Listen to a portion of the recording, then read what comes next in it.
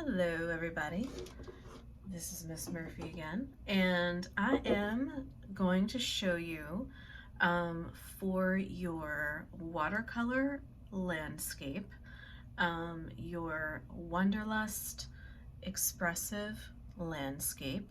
You do have a choice of using watercolors or a medium of choice. So this video is for those of you that are using the ever so glorious watercolor sets that you were given in your packets. So what we are going to do is think about our underpainting first and applying that to the surface. So the first thing you had to do was sketch out your landscape. And one of the things that we talked about was thinking about expressive ways to or expressive details we talked about. So whether that be exaggerating something, simplifying something, you had to think about ways to apply a sense of an expressionistic landscape. We looked at some examples of the Fauves. We looked at Emily Carr and her Canadian landscapes. We looked at a lot of different examples. So before we can get into our color scheme, and you have a lot of choices with that, and you can use unusual color choices in this painting. So keeping that in mind, just remember that this is actually the underpainting. This is not the final color choices. So the whole idea behind an underpainting, exactly what it says, it's under the surface. And since we're using watercolors, watercolors have a transparency already, so the underpainting is going to be underneath the surface of any colors that we paint, that we leave that are somewhat transparent, and it is going to help us create those light and dark shadows and give us a little more depth in our painting. So I'm gonna look at that in a realistic way and try to figure out some light and dark areas.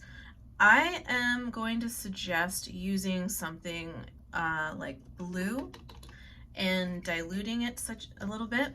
So regardless of whatever color scheme you choose, you can also use a little bit of yellow underneath in some areas, but I'm gonna just use this because we have a limited palette here in these watercolors that you were given, unfortunately.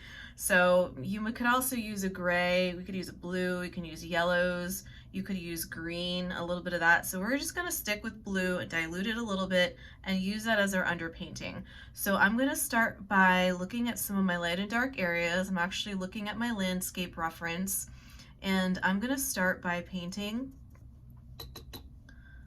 some of my edges. And you know, the other thing that you want to keep in mind is that, remember, I know my mountain's not going to be, these mountains back here are not going to wind up being blue.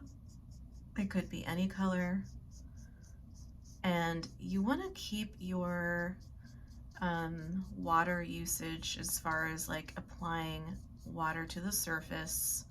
You don't need to add too much. We really just want to show tones and values with this. This is the whole purpose of the underpainting. So what I suggest doing sometimes is just painting the darker edges first, is what I do. Keep it simple. And then I dilute my paint a little bit with water. I don't add any paint to this, and I just kind of drag my paint up from what I just painted on those edges. And then I already have a dark edge there. Now I might go back in some areas, but I'm gonna start by doing it like this.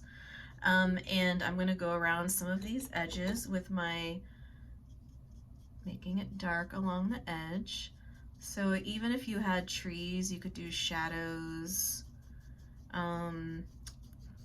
This is a landscape that I'm looking at, which is in California.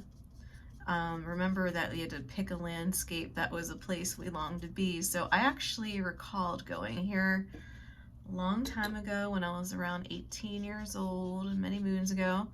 So there's a place called Jenner, California, and it's on the coast of Northern California. it's really beautiful. So I'm looking at a picture as a reference, but keeping in mind that I'm also going to be using some exaggerated use of color, some expressive colors here. So they're not going to be normal colors. You can use unusual colors in this landscape.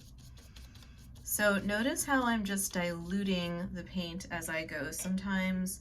And I'm even going to say for this, I'm going to do a little bit of a wet on wet here, just to kind of, when you have a large area, sometimes what I do is take the paint, hopefully you can see that, and I drag it along.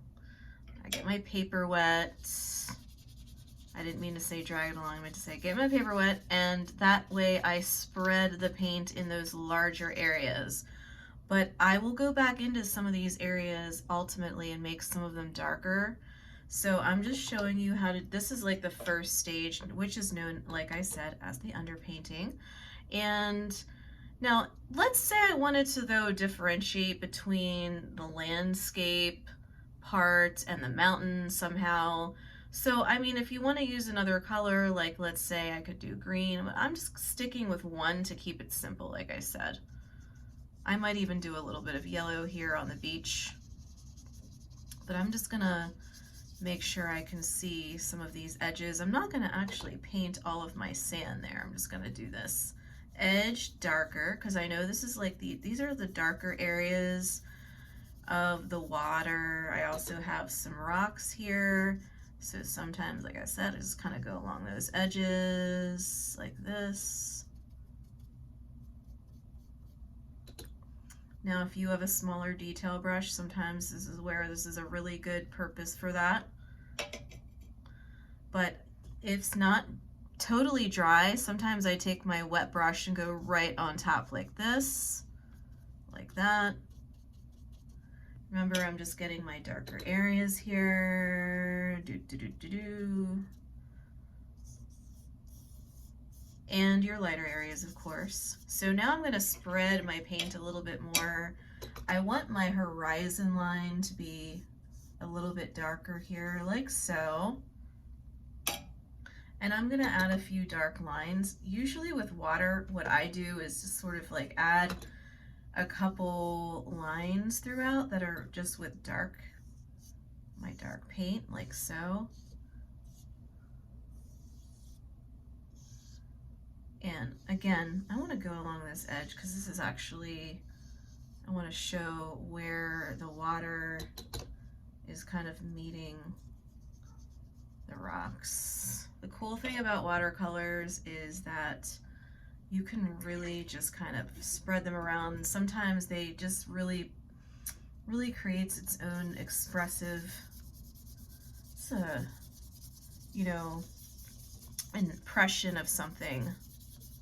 So now I'm just spreading these parts. So I just literally took water on my brush over top of the lines I just made, and I'm spreading that out. I'm probably not doing a good job showing how to be consistent here, but at least now you can see that I've really created my values. Another way to look at this is look at this underpainting as you would with a drawing with pencil.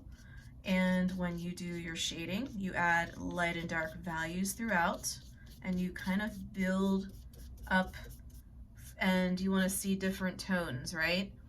I'm even gonna, you don't want to see just one value.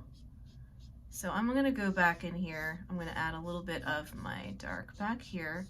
Remember that the less water you use, the darker it's gonna get. I'm gonna go in here and darken this edge a little bit here.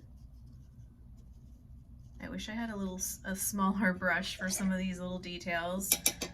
And I am gonna actually add a tiny bit of yellow. I want this yellow to show through underneath the surface of the color that I choose. So you could even add another color that you know. So just keeping in mind that this is gonna be transparent. And I'm just gonna go over here. I'm gonna add a little bit of yellow in here and some of my highlights. But I really just wanted to show the underpainting here. Even in the sky, I could do, if I had some clouds, for example, I could do the underpainting for the clouds, but I just wanted to show you the essentials for the landscape here. And then I'm gonna have another video, but what I would say, before you paint on the surface, you wanna let this dry. So if you have a hair dryer, good idea would be to just blow your hair dryer, I'm sorry, on this, or just let it air dry before you do your next part above the underpainting to create, you know, a little more surface and to see some of these colors underneath with the color choices that you make. So watch out for my next video for the next step after the underpainting, and good luck.